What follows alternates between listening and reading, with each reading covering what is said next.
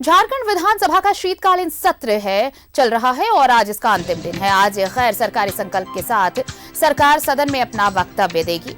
हो हंगामे के बीच गुजरा ये शीत सत्र और आज इसका अंतिम दिन है और आज भी हंगामे के आसार नजर आ रहे हैं। पिछले कार्य दिवसों में भी विपक्ष ने अपने तेवर तल्ख करते हुए सदन के अंदर और बाहर सरकार को घेरने की कोशिश की।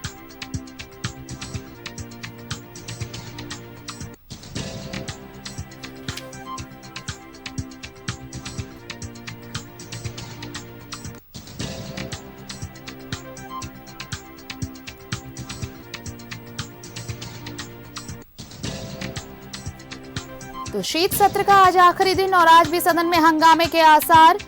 कई मुद्दों को लेकर विपक्ष सरकार को घेरने की कोशिश में। पिछले 3 दिन भी यही नजारा देखने को मिला, सदन के बाहर भी और सदन के अंदर भी, और आज भी कमोबेश ऐसा ही नजारा रहने वाला है क्योंकि विपक्ष के तेवर अभी भी तल्ख नजर आ रहे हैं। कई मुद्दों को लेकर पहले से ही रणनीति बनाई जा चुकी है सरकार को घेरने की।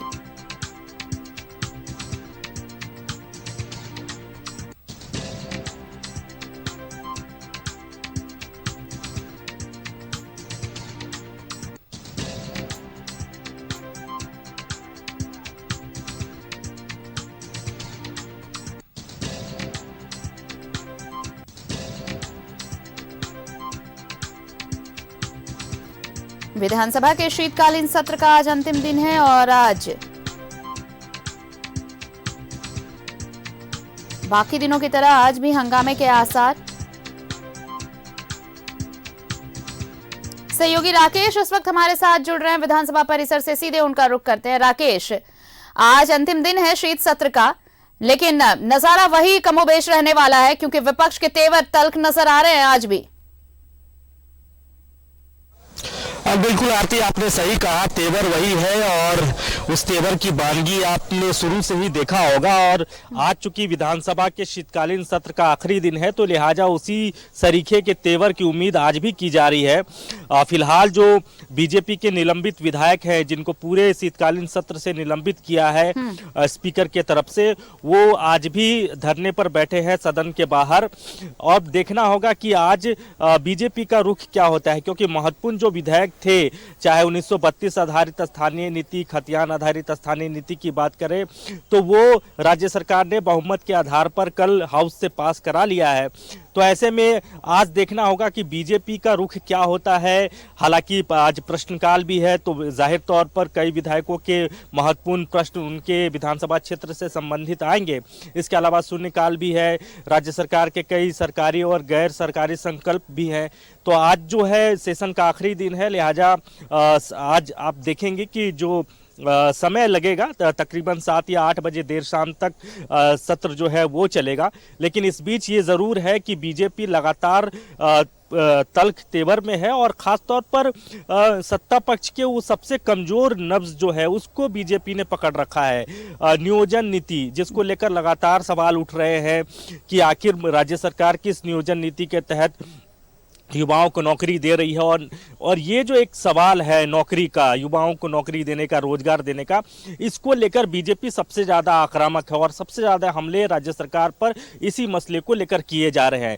सरकार के पास भी बहुत उत्तर नहीं है। सरकार के भी जो ज़्यादातर मंत्री हैं या जो विधायक हैं वो कहीं ना कहीं डिफेंसिव आपको नज़र आ रहे होंगे इन पूरे मसले पर, क्योंकि बहुत कुछ कहने के लिए उनके पास है नहीं। ये ज़रूर कहा जा रहा है कि सरकार नौकरी दे रही है, आने वाले दिनों में भी नौकरी दी जाएगी, लेकिन जिस तरीके से युवा सड़क पर हैं, लगातार आंदोलन चल रहा है, विरोध के स्वर तेज हो रहे हैं, तो कहीं ना कहीं सरकार की बेचैनी बढ़ रही है। और इसी बेचैनी को बीजेपी ने बहुत अच्छे ढंग से सदन के बाहर और सदन के अंदर रखने का काम किया है। आरती, बिल्कुल रखने का काम किया। और आज भी देखिए जिस तरह से आपने सही कहा कि नियोजन नीति को लेकर, और सत्ता पक्ष ने ये पहले ही साफ किया था राकेश कि जो प्रारूप पहले था ठीक उसी फॉर्मेट को लाया जाएगा सदन में, उसमें कोई तब्दीली नहीं की जाएगी। और वही हुआ, देखिए बिना संशोधन के ही उसे वैसे ही सदन पटल पर रखा गया और उसे पारित कराया गया। अब वापस एक मुद्दा बीजेपी को मिल गया है कि जब उसमें आपने संशोधन नहीं किया, पहले ही राज्यपाल उसे वापस कर चुके हैं, आप अगर वापस उसी चीज को भेज रहे हैं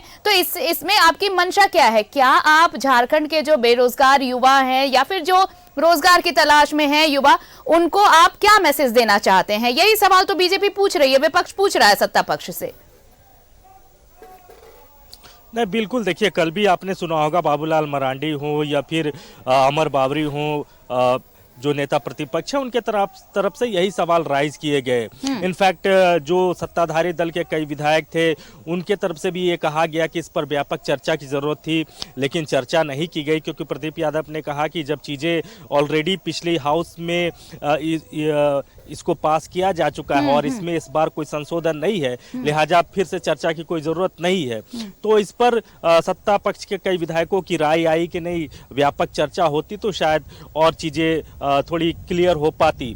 लेकिन ये जरूर है कि सरकार की कोशिश है कि इसको 9वीं अनुसूची में डाला जाए, यानी केंद्र के पाले में डालने की कोशिश की जा रही है और उसी के तहत इसको आगे बढ़ाया गया है। तो इसको लेकर सवाल उठ रहे हैं कि अगर आपकी मंशा सही है, अगर आप चाहते हैं कि राज्य में स्थानीय नीति 1932 के आधार पर बने, तो उसको लेकर आपको 9वीं अनुसूची में डालने की जरूरत नहीं थी।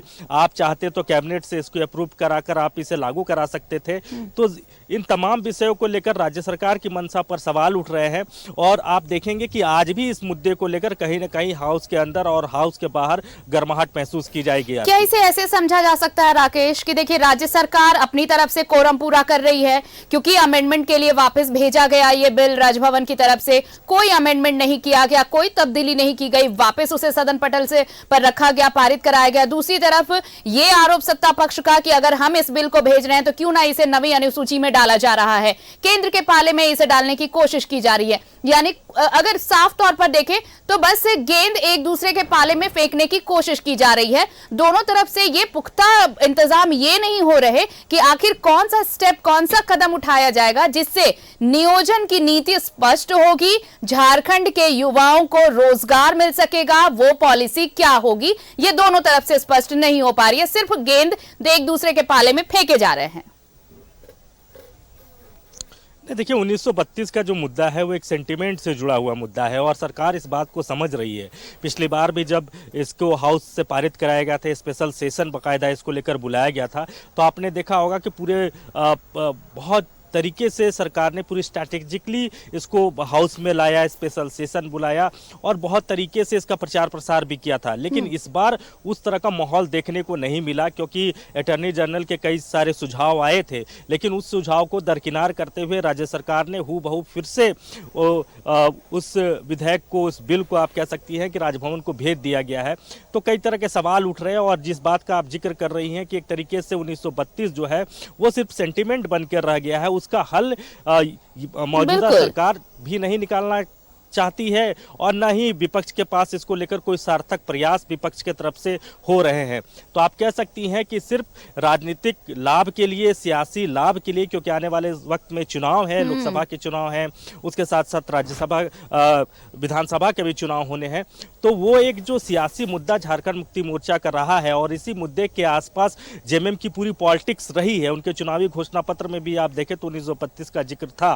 तो उन चीजों को सिर्फ रखने की कोशिश हो रही है, उसके समाधान की तरफ कैसे बढ़ा जाए उस दिशा में न तो सरकार का कोई प्रयास है और न ही विपक्ष का सरकार को साथ मिल पा रहा है। बिल्कुल, और जिस तरह से झारखंड के युवा अब इस मुद्दे को लेकर आगे बढ़ रहे हैं, जागरूक हो रहे हैं, उनका एक अलग परसेप्शन नजर आ रहा है। राकेश, आप ग्राउंड रिपोर्टिंग कर रहे हो, आपको ज्यादा ये चीजें समझ में आ रही होंगी कि कैसे अब झारखंड के युवा इस पर सरकार का स्पष्ट रवैया चाहते हैं। चाहे आप किस नजरिए से देख रहे हैं, क्या लेकर आ रहे हैं, उससे कोई फर्क नहीं पड़ता, बस झारखंड के युवाओं को एक स्पष्ट नीति चाहिए जिससे उन्हें रोजगार मिल सके।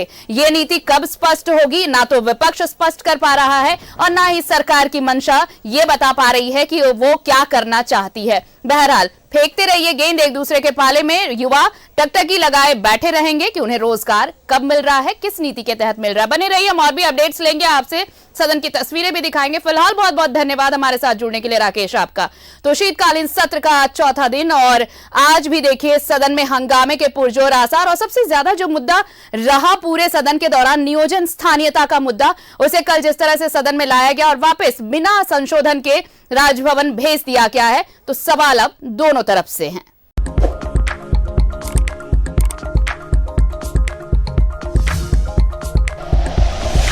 Like and share videos, subscribe करें हमारा चैनल और प्रेस करें बेल आइकॉन। न्यूज़ 11 भारत, सच है तो दिखेगा।